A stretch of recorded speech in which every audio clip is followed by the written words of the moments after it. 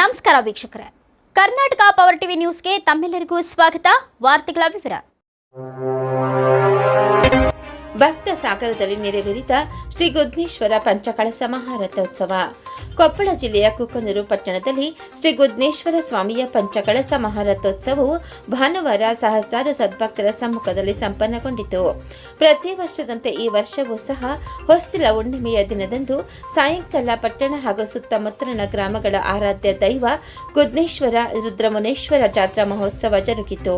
ಜಾತ್ರಾ ಮಹೋತ್ಸವದ ಮಹಾರಥೋತ್ಸವಕ್ಕೂ ಮುನ್ನ ಬ್ರಾಹ್ಮಿ ಮುಹೂರ್ತದಲ್ಲಿ ಶ್ರೀಮಠದಲ್ಲಿ ಪೂಜಾ ವಿಧಾನಗಳನ್ನು ನೆರವೇರಿಸಲಾಯಿತು.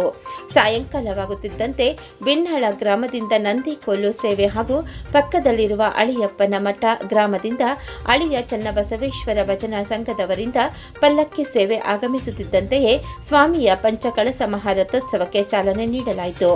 ಇನ್ನು ನವವಿವಾಹಿತ ಜೋಡಿಗಳು ತಪ್ಪದೆ ಶ್ರೀ ಗುದ್ನೇಶ್ವರ ಪಂಚಕಳಸ ರಥೋತ್ಸವದ ದರ್ಶನ ಪಡೆದು ಪಾವನರಾಗಬೇಕು ಎಂಬುದು ಇಲ್ಲಿನ ಜನರಲ್ಲಿ ಬೇರೂರಿದ ನಂಬಿಕೆಯಾಗಿದ್ದು, ಈ ರೀತಿ ಪಂಚಕಳಸ ಮಹಾರಥೋತ್ಸವದ ದರ್ಶನ ಪಡೆದ ದಂಪತಿಗಳು ಮುಂದಿನ ವರ್ಷ ರಥೋತ್ಸವದ ವೇಳೆಗೆ ತಮ್ಮ ಸಂತಾನದೊಂದಿಗೆ ಆಗಮಿಸಿ ರಥೋತ್ಸವದ ದರ್ಶನ ಪಡೆಯುತ್ತಾರೆ ಎಂಬುದು ಜನತೆಯ ನಂಬಿಕೆಯಾಗಿದೆ.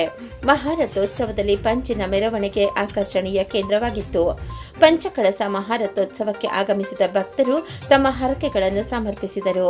ಮಹಾರಥೋತ್ಸವಕ್ಕೆ ಉತ್ಪತ್ತಿ ಹಾಗೂ ಬಾಳೆ ಹಣ್ಣನ್ನು ಸಮರ್ಪಿಸಿ ಸ್ವಾಮಿಯ ಕೃಪೆಗೆ ಪಾತ್ರರಾದರು.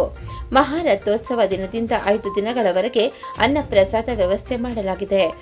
ಪ್ರಭುಲಿಂಗ ದೇವರು ಗುದ್ನೆಪ್ಪನ ಮಠ ವಿವಿಧ ಮಠಾಧೀಶರು ದಿವ್ಯ ಸಾನ್ನಿಧ್ಯ ವಹಿಸಿದ್ದರು. ತಾಲೂಕಿನ ಎಲ್ಲ ಗ್ರಾಮದ ಗುರು ಹಿರಿಯರು ಮತ್ತು ಸಮಸ್ತ ಸದ್ಭಕ್ತರು ಈ ಮಹಾರಥೋತ್ಸವದಲ್ಲಿ ಪಾಲ್ಗೊಂಡಿದ್ದರು.